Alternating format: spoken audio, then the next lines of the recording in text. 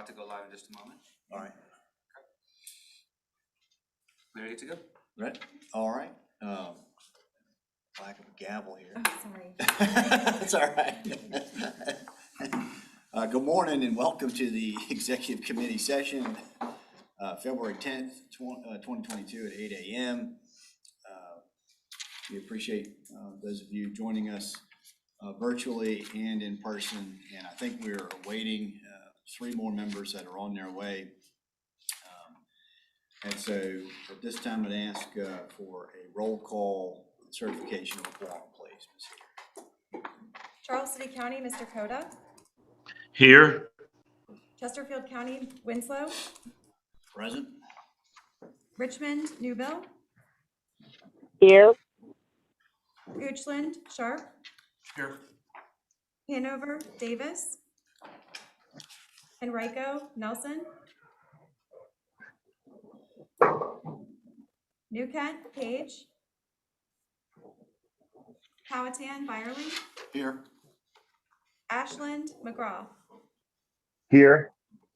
Mr. Chair, we have 6 in attendance, which is a quorum. Okay. Very good. It looks like we have also included here December and January meeting minutes. And want to make sure everybody had an opportunity to read those minutes and review them for accuracy. And if there's a motion, we will entertain that motion. So moved, Mr. Chair. Thank you, Dr. Newbill. Second. Thank you, Mr. Byerly. We have a motion and a second. Is there any discussion on the motion? All in favor? Aye.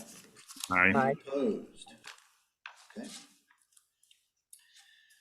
Information items. We get right into 2022 local appointments and alternates. This is page 9 of your packet, if you have the packet in front of you. And there's a nice handy chart here. Thank you for that. Sure.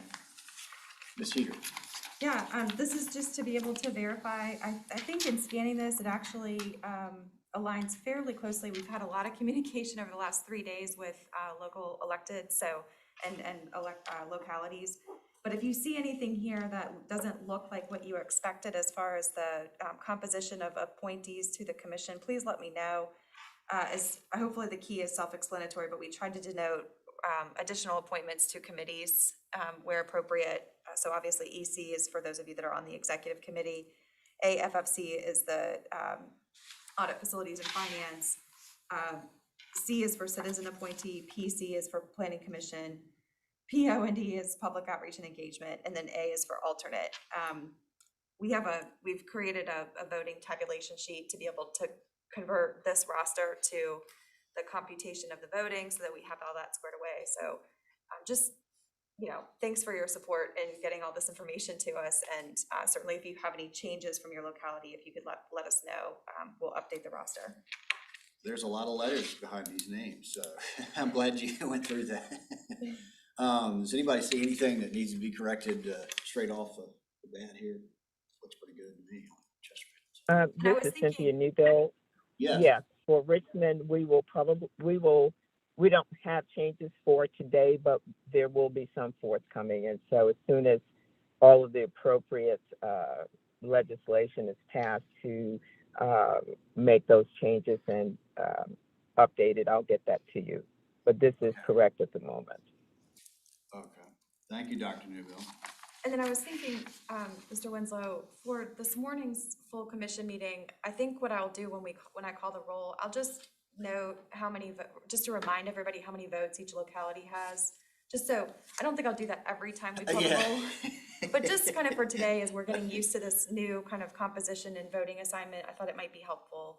So I'll do that as part of the roll call with the full commission meeting. Okay. No, I think that's a good suggestion.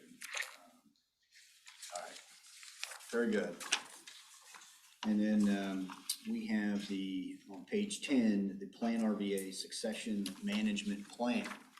So I had planned to just really be able to provide this to you all for information and review. If you want me to talk while we're waiting for members to get here, I can.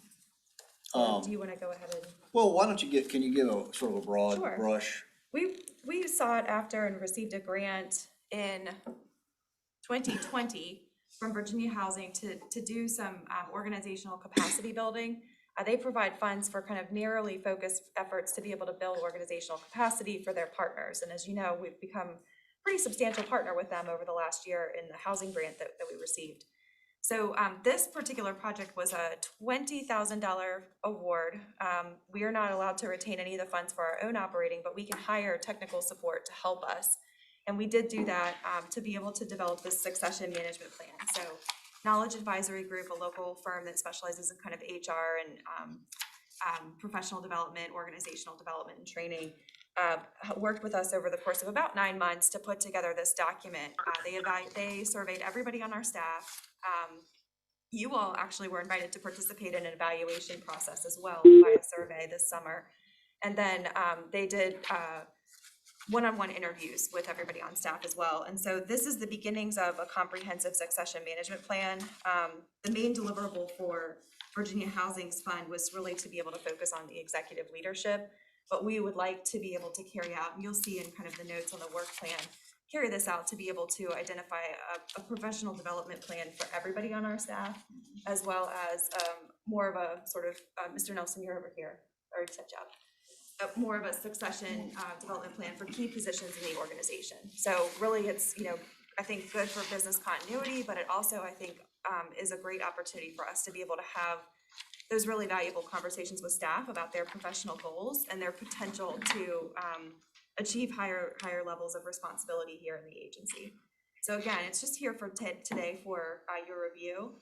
I do think that it would be wise to have it come back to the executive committee for actual more in-depth discussion and decision, because it does set out procedures for how the board and the executive committee might address a vacancy in my role, and that we tried to outline in any kind of matter of circumstances, whether it be a permanent vacancy or more of kind of a temporary leave for some reason. And so again, it's sort of that, like, what happens if Martha gets hit by a bus, for lack of a better way of saying it. So Well, let's not do that. certainly not counting on it.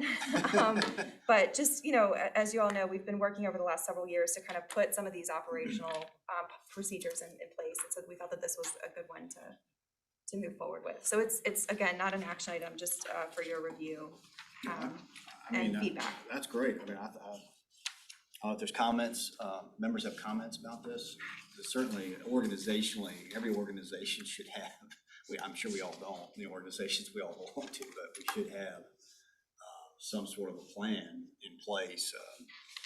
We called it in the military pass down, and if somebody above you gets plucked out and there's no pass down, you're kind of floating around sometimes, and that's not good for anybody. So, anybody have any questions for Martha on that or comments you want to make? All right. Very good. Well, with that, I think we're